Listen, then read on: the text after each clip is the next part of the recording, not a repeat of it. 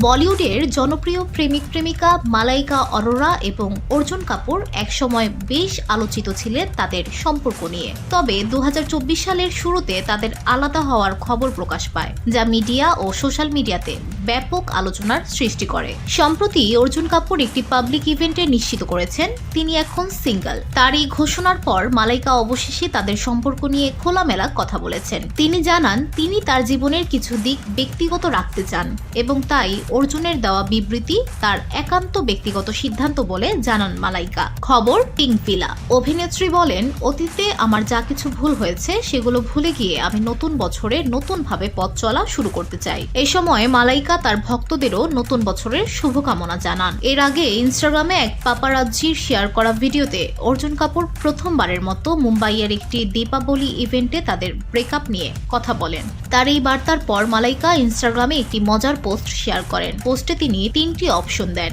Relationship, single এবং হে হে হে। হাস্যরসাত্মকভাবে তিনি তৃতীয় অপশনটি বেছে নিয়ে তার ভক্তদের মধ্যে হাস্যরস সৃষ্টি করেন। সর্বশেষ মালাইকা অরোরাকে 1 নম্বর শিরোনামের সিনেমার একটি আইটেম গানে নৃত্য করতে দেখা যায়। অন্যদিকে অর্জুন কাপুর সিংঘাম এগেইন সিনেমায় খল চরিত্রে অভিনয় করে প্রশংসিত হন। VOD Bangla news desk.